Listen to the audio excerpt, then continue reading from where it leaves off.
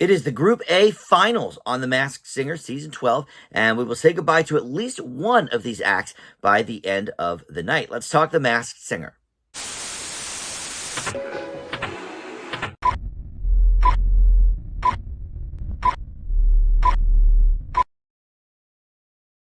Hey guys, Dan here. This is Dan Reviews It, and welcome to my recap and reaction video for The Masked Singer Season 12.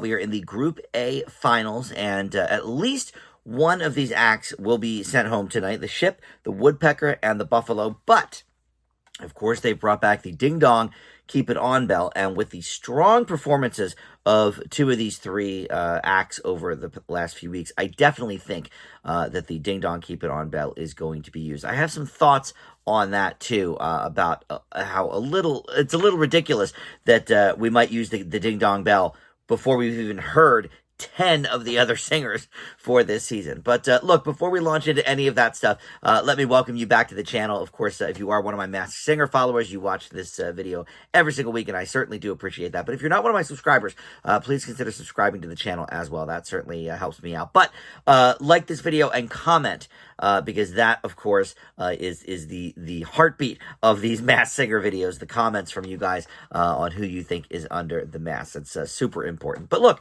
I do a lot more than Masked Singer videos, so if you do watch just these, check out the rest of my channel, because I do a lot of movie and TV reviews outside of the Masked Singer universe. Just about every day I post something new. So, all right, so we've got the Ship, the Woodpecker, and the Buffalo. And like I said, I think that, honestly, I think they're going to use the Ding Dong Keep It On bell. I don't know yet, because I have just gotten to the first Take It Off. But both of these other competitors are so strong, I just can't envision them not using it. But it seems so stupid because we haven't heard anybody from Group B or C yet. What they should have done, and I know they mix it up every season, so it's always different, but what they should have done is given us 2 weeks of Group A, 2 weeks of Group B, 2 weeks of Group C, and then brought it around to the Group A finals. So then we at least have a basis for who these other singers are. So I don't know. But anyway, the show started out with High Hopes from Panic at the Disco, and everyone sang that one together. And then the Ship was first, and she said, this is a soundtrack of my life night, by the way. They've done this the last few seasons, I think, where they pick a song that they just, it means something to them. It's maybe, emotional, or something to do with their family or their upbringing or whatever. And they tell us a little bit about that in the clue package. So the Ship says, I've always trusted my heading, even when it was risky. I was broke and living off a $2 burrito a day. So I jumped at the chance to sing at an international tour. And then we see a rowboat at that point. She said, I knew I had my own stories to tell, though. And we see a picture of John Wayne. She said, I knew I'd rather be in a rental car singing my truth than on a tour bus. This is so unlike me to do this show, but it's already been so fulfilling. And she sings Because of the Night by Patti Smith. Bruce Springsteen wrote it. It was made famous, I think, the most by 10,000 Maniacs in the 90s, but that is the song. And after the performance, everybody had a time capsule show up, and this one was a note that says, congrats on the best new artist win, Leanne 98. And she talked about how it was very important for her to get that note from the wonderful LeAnn Rimes. And, of course, LeAnn Rimes was the sun on this show, and I believe won that season a few years ago. So the guesses from the panel, I think these are all new guesses. I don't think we've heard any of these for Ship before. Let me look. Yeah, we've had Taraji P. Henson. Oh, no, that was the Showbird, I'm sorry. Ship, we've had Cyndi Lauper, Joan Osborne, Sarah McLachlan, Sheryl Crow, Kate Bush, Enya, Amy Grant, but nobody has said any of these. Alanis Morissette, Norah Jones from Rita, and Paula Cole from Jenny. She's picking up on that John Wayne clue in the song Where Have All the Cowboys Gone. Look, I've been saying Paula Cole since week one. She was kind of my I call her my Bret Michaels of the season, because and I mentioned this a couple of episodes ago, but when Bret Michaels was on, everyone was giving clues and guesses for the Blue Collar Comedy Tour. So everybody was saying Jeff Foxworthy and Bill Engvall and all this, and I said, this is 100% Bret Michaels. Like, what's going on? This is my Paula Cole, because I said Paula Cole the first week. You guys in the comments, most of you didn't even know who she was, but since have no pun intended with the ship thing, but jumped on board of the Paula Cole thing. This is a million percent Paula Cole. I can't stress it anymore. She did the international tour with Peter Gabriel. I've mentioned that a few times already. And then congrats on the Best New Artist win, Leanne, 98. Well, Leanne won in 97, and who won in 98 but Paula Cole? Alanis Morissette, believe it or not, never won Best New Artist. The year she was up in 96 was Hootie and the Blowfish, which is, look, I love Hootie and the Blowfish. Obviously, that album was a juggernaut, but I think Alanis probably deserved that win. And then Norah Jones, she did win Best New Artist, but certainly not in 98. It was in the early 2000s. So, I'm going with it. Once again, it's absolutely Paula Cole. There's nothing I've been more sure of, almost in the history of this show after 3 weeks. I've been saying that since the beginning. So, all right, moving on to the Woodpecker. The Woodpecker is the first to be unmasked. So we will do the clues and then go to the unmasking and then talk about the Battle Royale and the Buffalo. All right, Woodpecker. Her family is rooting for her in the wings. She said, I come from a long line of strong women, all living under one roof. My great-grandmother introduced me to things like Ray Charles, and we put those records on. I'm Team Vinyl over here. We see a picture of Regina Hall. We see a cheeseburger. She said, my paternal grandmother gave me the courage to go after my dreams, and my maternal grandmother gave me the love for the Masked Singer. We watch it all the time. And then she sings, put your records on. So that her saying that was not a red herring. She was just talking about her going to be singing this song. So it's Put Your Records On by Corinne Bailey Rae. And her time capsule was these glasses, these very specific glasses that if you didn't know who this person was, I think might be a clue. And right away when Nick saw the glasses, Nick Cannon, he said, oh, I know exactly who this is now. I'm getting it from these glasses. So, and she said, these glasses remind me of how I got my start. So the guesses from the panel, you know what, they stuck with what they said after the performance. So let's just go to the take it off right away. So Robin's guess was Liza Koshy, because she was a part of Good Burger 2, so the Good Burger there. And she does wear glasses in her online videos. Rita thought it might be Keke Palmer, because she did do a Good Burger sketch when she hosted SNL. That's true. I didn't think of that, but that was a pretty funny episode. She also did an Arby's sketch, too. Not that they have, well, I guess they do have burgers now, but the sketch wasn't about their burgers. But yeah, I mean, so she's got a couple burger things there. And all the school clues from previous weeks, she was saying could be for Akilah and the Bee, which is one of my all-time favorite movies. Robin was thinking all the school clues could be for Quinta Brunson, which I don't hate. But there's a lot of, like, I was a child star here, from the various weeks of clue packages, and not really getting that area from Quinta Brunson. Obviously, she does a show about school with her young kids on it, but all the clues I think so far have been about how she started it at a young age. And then Jenny, this is probably the closest guess, I suppose, yet, because at least she tied it in to the first week and the ambassador for the each person got their own ambassador introducing them, and hers was Jennifer Lewis. And so she said could be Tatiana Ali, because she played the aunt or the grandmother or something on Fresh Prince of Bel-Air. Obviously, she was a young star. That is the closest we've gotten. But I'm sorry, I still say this is Marsai Martin. I've been saying it since the first week. The glasses absolutely do give it away, because she wore those glasses on Blackish.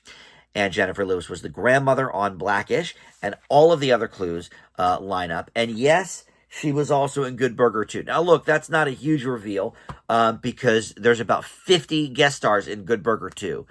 Paramount pulled out all the stops for that movie, but one of them was indeed Marsai Martin. So let's go to the take it off. This is another one I've been saying since the first week. The panel has never said Marsai Martin. They've never got... Oh, and Regina Hall, by the way, also. We talked in the first week about how she has a world record, and that is the youngest producer, or maybe youngest female producer, something in that vein, of a feature film. She was like 13 or something when she produced the movie Little. And who was the star of that movie? Regina Hall. Issa Rae was the star, but Regina Hall was also in the film. So I think, for sure, I was on the money from this, from the start. Let's take it off and see if this is indeed Marsai Martin from the TV show Blackish. Rare that none of the panel has even guessed her. It is. And she looks really different because no glasses. and she's a lot older now. I mean, we knew her as a child. I guess by the end of Blackish, maybe she was, I don't know, 16 or something. But yeah, Nick Cannon knew her from the glasses. He just said she's his friend. Yeah, Jenny said, "What's wrong with us?" And they couldn't figure that out. Yeah, she was great, great performer.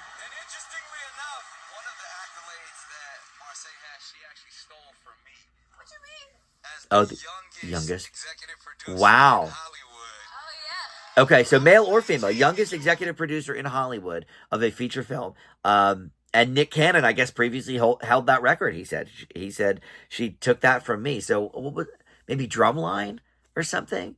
I mean, he did a few movies early in his career. Maybe it was Drumline. That's crazy. She stole that world record from him. All right, well, good. All right, so yeah, Marseille Martin called that one from the start. Look, I'm going to pause here, watch the rest of the episode with the battle royale between Ship and the Buffalo, and then we'll come back. I'll talk about the Buffalo, and then we will see who gets sent home. I am thinking that they are going to use that Ding Dong Keep It On bell, because I think both of these competitors are just outstanding, and I could see both in the finals, let alone the quarterfinals. So we will see what happens here in just a second.